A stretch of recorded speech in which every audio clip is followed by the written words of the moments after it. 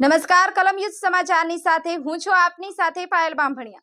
તો જોઈએ આજના મહત્વના સમાચારમાં। રાજકોટ જિલ્લા શિક્ષણાધિકારી કાર્યાલયમાં શિક્ષાનો અભાવ જોવા મળ્યો। એક શિક્ષક સમાજ અને સામાજિક હિતનું જ્ઞાન લોકો સુધી પહોંચાડતા હોય છે અને એવા અનેકો શિક્ષકોની સમાજની સેવામાં નિમણૂક કરવાનું કાર્ય જિલ્લાની શિક્ષણાધિકારી કચેરીમાં થતું હોય છે। બુદ્ધિજીવી તેમજ શિસ્ત અને સલામતીમાં માનતો આ વર્ગ જે રાજકોટ જિલ્લા શિક્ષણાધિકારી કચેરીમાં સિસ્ટમથી વિરુદ્ધ જોવા મળ્યો। રાજકોટ જિલ્લા શિક્ષણાધિકારી કચેરીના કચેરી અધ્યક્ષ પોતાની ઓફિસ મૂકી બહારના કામમાં વ્યસ્ત સમયે પોતાની ઓફિસના બબ્બે પંખાઓ ટ્યુબલાઇટ તો ચાલુ રાખી જનતાના ટેક્સના પૈસાનો દુરુપયોગ કરતા જોવા મળ્યો।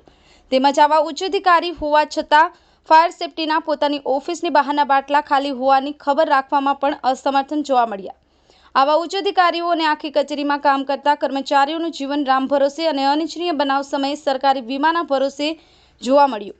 આખી કચેરીમાં ફાયર સેફટીના ખાલી બાટલા તેમજ ગંદકીનું પ્રમાણ જોવા મળ્યું। જો સમાજના આવા હોદ્દેદારો અને ઉચ્ચ અધિકારીઓ જ આવું વર્તન કરશે તો પછી સમાજને શું ખાક જ્ઞાન આપશે? મજબૂરીમાં નામ માત્રનું કામ કરતા આવા અધિકારીઓ પર કોઈ પણ સિસ્ટમ છે કે પછી રામ ભરોસે? આવા વર્ગ ધરાવતા અધિકારીઓ એકમો અને વેલિડિટીના નામ માત્ર સ્ટીકર ઉપર મારી જનતાના ટેક્સના પૈસા સાવ કરી જતા હોય કંપનીઓ પર શું કોઈ કાર્યવાહી થશે કે શું? આરવી જેઠવા, કલમયુદ્ધ સમાચાર, રાજકોટ।